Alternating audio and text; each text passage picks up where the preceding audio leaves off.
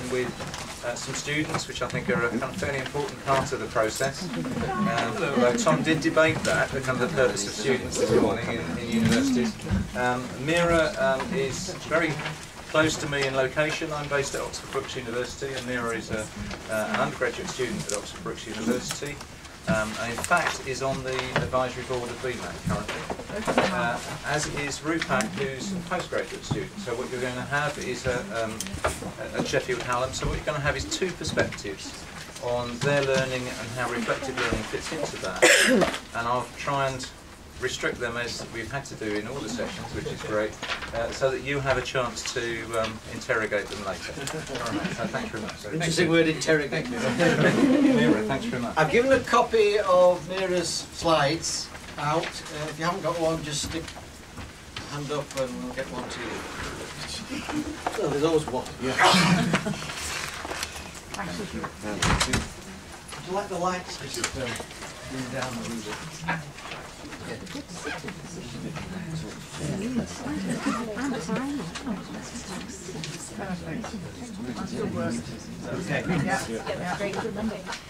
Good afternoon, ladies and gentlemen.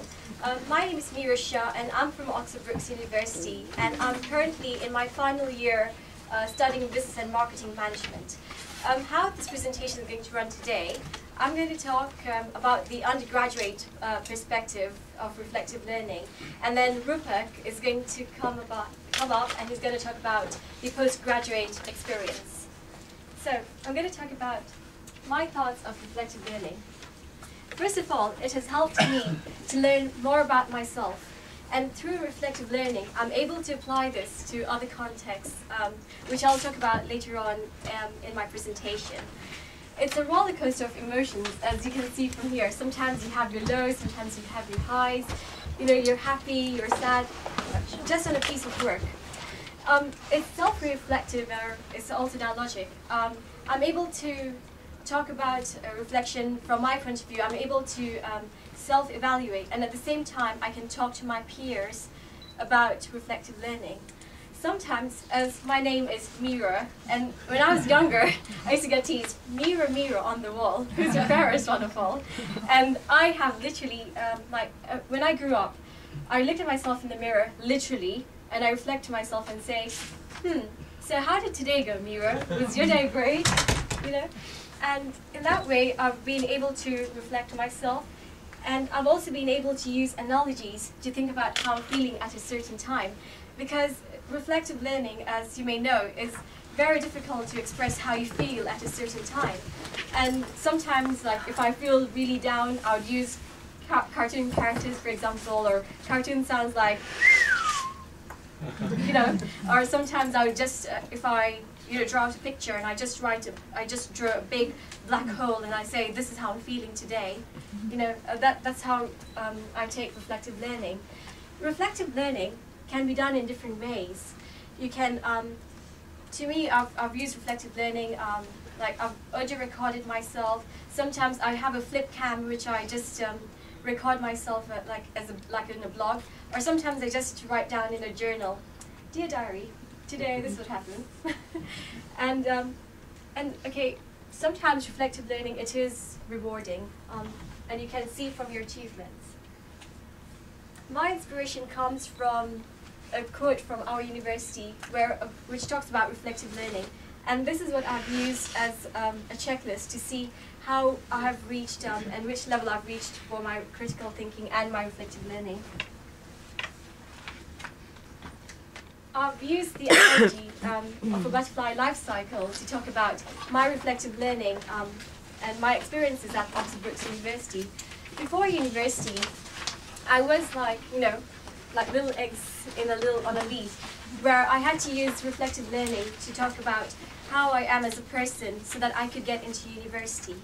When I went into my first year, I was part of a live student project, where it was part of a research project that was done by our settle, which is OSC. And we had to talk about reflective learning in terms of our assignments, about how we were as a person in university in the first year. And because I'm an international student, so I felt at that time that the best way I could reflect on myself was through through words and through an audio recorder. When I went into my second and placement year, we had this module, which is a pre-placement module, where we had to talk about why I'm worth employing, and we had to come up with a poster which talked about what were my employability skills. And from that little exercise, I found out that I was a bit creative, because while everybody wrote just like normal charts, normal posters with quotations about why they're worth employing, I drew out a tree, and each branch represented who I am as a person.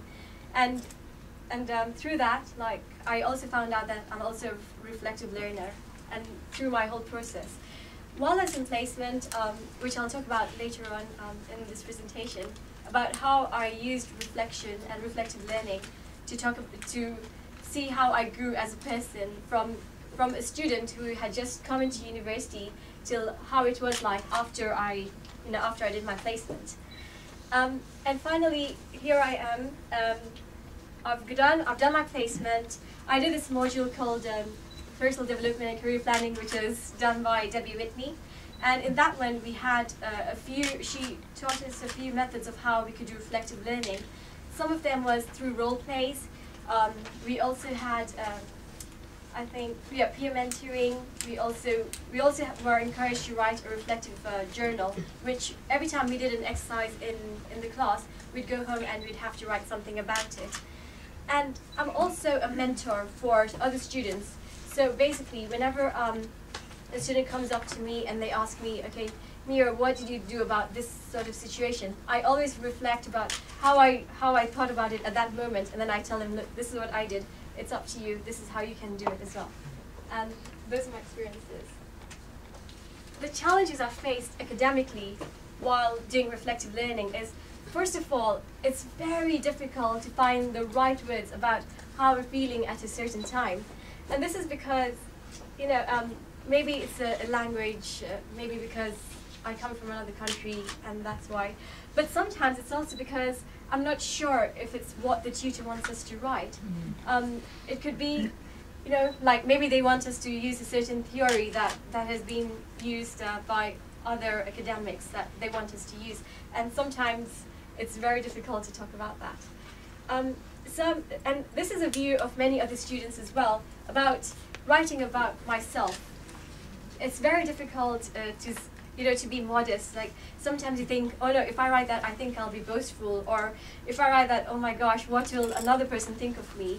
And sometimes it could be very offensive as well about what you write. So you have to be very careful of what you write and express yourself. And the last thing is about writing a reflective report, because you have this big, like, for example, I have this big fat journal, which is not just written, it's got photographs and it's got all these other lovely little things which I've put together. And sometimes it's difficult to know what is it from that big portfolio of mine that I could actually put into this 2,000 word report. So I just find that really difficult. My expectations of reflective learning, first of all, I know that I will be able to learn and develop myself. And this is through, for example, personal development plans, or it could be through other people's feedback to me. It could be through, like, I've just given an example of where I used a Johari window, where people could find out how I am as a person. And while I was in placement, I used to get reports from my colleagues and my manager who would tell me about how I have performed in a certain task and how I could do better later on. I also expect to have a mentor who I can look up to, and not only this, but also guide me in the right path to show me where I could improve on. And another thing is to have motivations and rewards. It doesn't have to be in terms of a trophy or a certificate. It will just be a good, well done, Mira, that was a good piece of work you did there. That's all, that's all I would expect. And through that, it would motivate me to continue reflecting without feeling like as if I want to go under the table at the end of it. As I mentioned earlier, I used reflective learning when I was in placement, where I wrote a personal development plan. I had an appraisal from my manager, and today I learned a new term, which is action learning from you guys. And that's one of the things which I did realize I actually was doing action learning through an action plan. It's another way, like, applying it in interviews, for example, using the STAR technique. It's another way of definitely seeing whether it's the right job for you, or whether you've exhausted all the qualities that you have and you want to move on to a promotion, or you want to get another job. So that's why I think reflective learning is important. And last but not least, I feel that one has to be very honest with how they get reflective learning. They have to be open to criticism and feedback. And through this, you'd be able to know how you can improve and what you should take out from your skills. Another thing is, it's a roller coaster of emotions. So whatever you write, you could think of it and say, wow, that was great. Or sometimes you can think, you could do better next time. But it's always rewarding, because you always have this satisfaction and this confidence that you have reflected and you have actually grown. And last but not least, I just think that it's something that should definitely be encouraged to students to reflect. Thank you.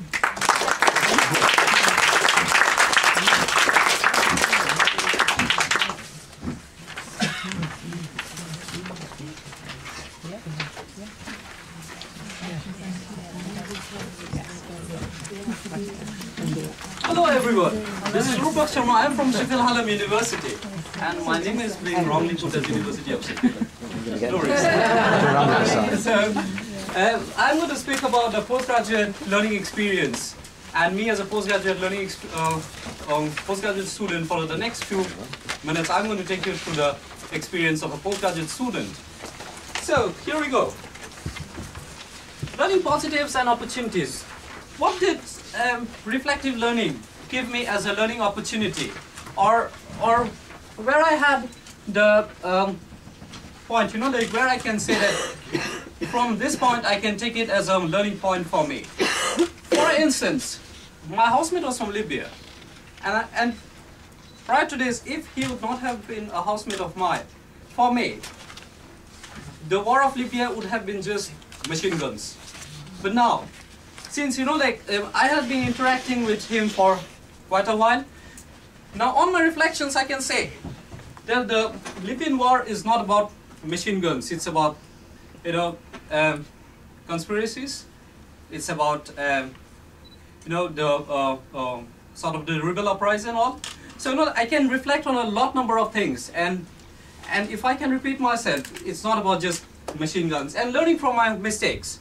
What did I learn from my mistakes? From my first job in UK, what used to happen? I used to raise funds for Cancer Research UK. I'm sure all of you know about Cancer Research UK. For first week, I could not raise a single penny. Second week, I could not. I went up to my manager and said that I want to quit. Hello. My manager comes to me and says that, what happens the time you knock? Because I was doing the door-to-door collections. So I said the time I asked for these collections or this sign up, people slammed the door on me. They said, it's as simple as this. Every no takes you to a bigger yes. So it came as a big learning for me. And now the time I reflect on that, it gave a big learning from my mistakes which I used to commit on the first 2 weeks. And hence, reflective learning, on this note I'd like to say that it's not a destination. Through my eyes or through the experiences of a postgraduate student, it's all about a journey. Self-evaluation. So the time I use the term self-evaluation, what do I mean? It's all about evaluating myself, as my colleague Mira already said about it. She speaks to the mirror. Now, what happens? Every day I wake up in the morning, and after I have gone through the reflective learning coursework and all, I ask myself, what are you going to do today? And I speak to myself, today I'm going to fight better than yesterday. So I reflect on every day in that way. Theory to practice, my implementations, how did I implement? From my classroom experiences, my first semester results were good, but not up to my satisfaction. So the day my results came, me and myself sat inside a room and asked, what went wrong? Because, you know, like everyone said, oh, Rupak, you did well, but I was not happy. Because, you know, like, I know my worth. Then, what I did, I sat myself and in my diary I wrote my learnings from first semester. I wrote over there, what did I learn? Then second semester, I took every step so carefully that I got 68%. So, so it's my success. And speaking about the work life, what has happened? Prior to this, the time I was working for Yahoo, it was my first job after I graduated. I used to sit in one corner and think, my team lead is there, my manager is there. I don't have to think about anything. They're going to think about their headache. Okay. But now, the time I work with the university as an international marketing assistant, you know, in those days, I never got a single award. Just only once, you know, like Yahoo saw something in me and they gave me some award for sort of this business innovation. That's all.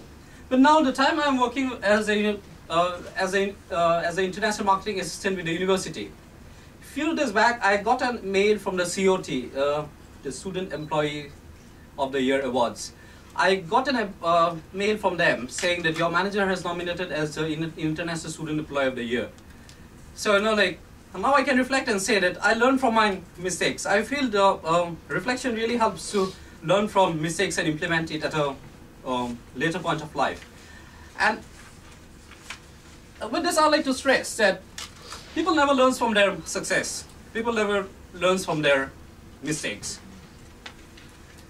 And for my personal life, what I've been doing for my smart plan to the to-do list, and the self-critic, the best critic. Why I say the self-critic is the best critic? Because if I'm not happy with myself, it's not about low self-confidence. It's all about, through my eyes, it's all about the ambition to reach the higher level.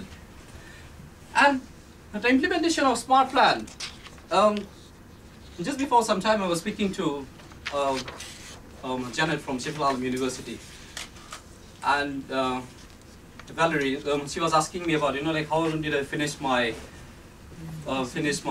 dissertation so early and come for this meeting. I said that it's all about time management. Through my reflection now, tomorrow if I'm being hired, if they ask me that, what can you do the best? I'm going to say that I can manage time well. If I can manage time well, money is managed, because in business time is money.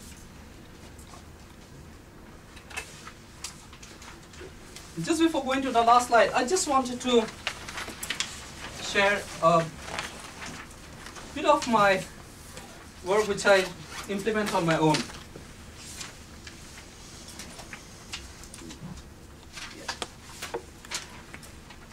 This is which I'm ripped off from last month. Okay. This lies in front of me every day, and this is the month of March. What I do is, at the time I do the last portion, I'd like to say the self-critic, the best critic. What I do, if I have a successful day, I'm marked it in blue, and if I have an unsuccessful day, I mark it in black. So just before I worked on my dissertation, what is to happen is every day night I sleep and then I go about, you know, like wondering that what I'm going to do next, because I'm not progressing well. So what I did, I started marking in black and blue. After that, I could see that I have increased the blue marks gradually. And for those days, I did not go for the gym. So I wrote over here, fitness. So I started attending it. And then the day I achieve something really good, I just make a small note over here. So this is the way I keep a track on myself. And coming to the last slide, not situations, just solutions. I've learned this word. Actually, those words are borrowed. I have borrowed those words from a Chinese guy. You know, like every time we are into a sort of this mess while doing a group work, he says the Rupak, please don't worry. It's all about the solution, it's not the situation. So, in terms of reflective learning, I spoke to my Nigerian friends and my Chinese friends who have a sort of blend of multicultural experience. So the time I spoke to them, they said that back in their countries, they have never done a reflective piece of work as compared to a European guy. And most of them have got a clear-cut idea in their mind, but the time it comes to express, they want some more help to go about it. And stop procrastination, as I said earlier. Reflective learning, through my eyes as a postgraduate student, I'd like to say that it's all about self-transformation. Every day, the time we reflect on ourselves, we crave the way to make improvements on self. So what happens most of the time, we say that I will do it tomorrow. I was doing it till some time back, and then I started to reflect on myself that this is not going to happen this way. I think that this day is the last day of my life, and I will have to fight the best. That's why I've been working out all throughout. So next, I'd like to speak about justifying to a panel. At the time we write a reflective piece of work, most of us do it all for the mark's sake. We just think, you know, we are going to write the best and ask from our seniors and all that what points we have included, this, that, and all. And we just write it for the mark's sake. But at the time we need to justify to a panel, you know, once the coursework is submitted, if we need to answer to someone that, why did you write this? And then I'm sure more expressions will come, and reflective process, while it's getting expressed, you know, at the written level and at the spoken level, I feel the experience is going to be more. And not just academic work. Reflective learning is confined only to the academic levels now. But what I'd like to suggest is, suppose for the work companies, if they says to an employee or to a manager, your work needs to get expressed in 300 words, 6 months words. Once the word limit comes down and your expectations are very high, then the real stress is going to show up, and that person will reflect the best, I guess. And with this, I conclude my slides, and I'm open for questions. Thank you very much for your attention.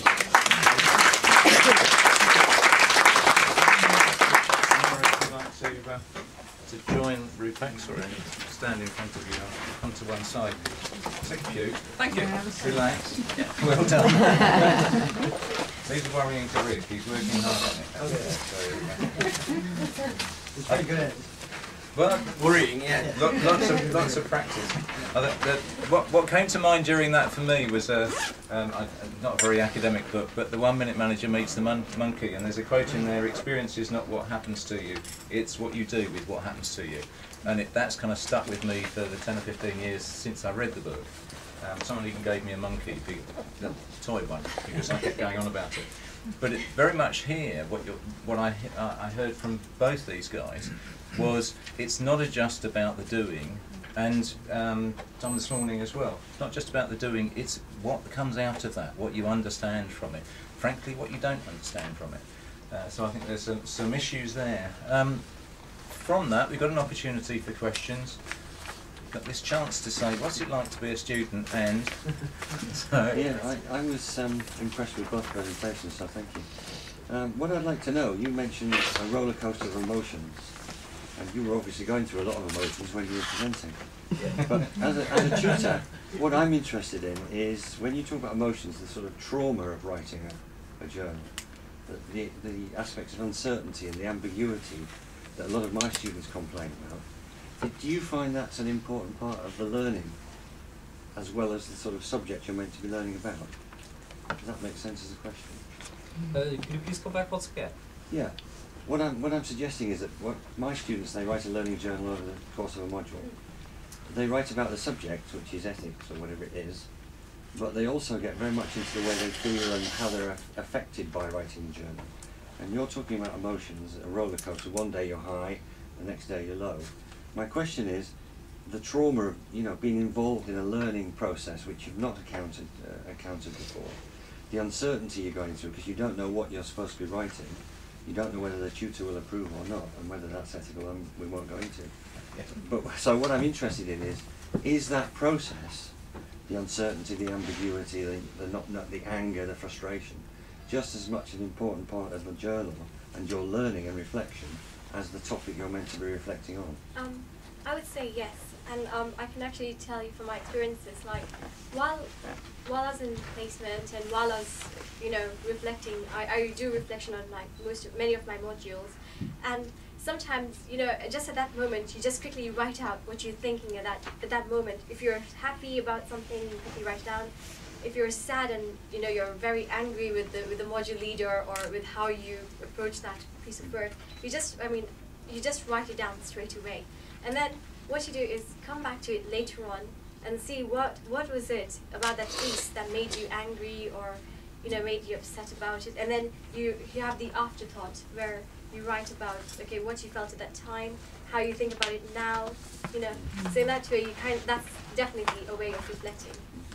Yeah. Okay, thank you. Can I ask to follow up on that? Did either of you feel able to express what I'd call negative emotions in a piece of reflective writing, or did you feel you had to tone it down? Well, negative expressions in the sense, and I did express my frustrations, because the journey all throughout the masters was not very smooth, because the time it comes to a group, if I can give that example, what happens is, few guys works and few won't, and you really get frustrated when you need to sit for the whole night in the library. And the rest of the guys, you give them a call. The rest of them, you give them a call. They says that they are not well at all. And, you accept them. The next day, you see the same guys on a pub crawl. So, how do you feel? It's all about, so I did express my frustrations, yes. And I also wrote how I did manage to cope with them and to come out of it, because at the cost of it, we cannot compromise our marks. Yeah. No, that's what I'm interested in. Another way, rather than writing it down, sometimes I have my housemate who I'm very close to, and sometimes I just release all my frustrations to her. And because she's got this calm mind, so she calms me down and she says, "Mira, it's not that bad. Just think of it in this way, that at least you've learned from it that not everybody's the same," or in that she just tells it to me like that. And then when I write it down, or whenever I'm recording it, then I say, okay, initially I felt it this way.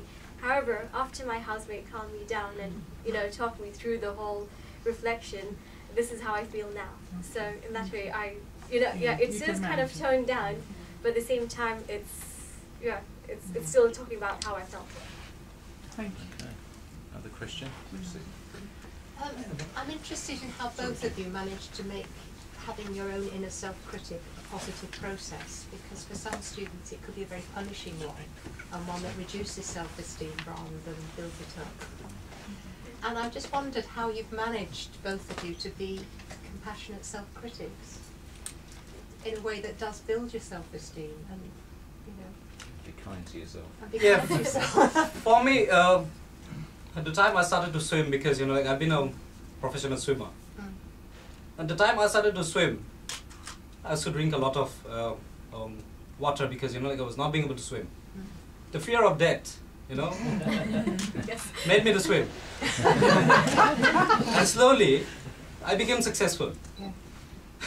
So I've got one Fear was goal. the driver. Yeah. To my pride, I've got one gold and one bronze to my name.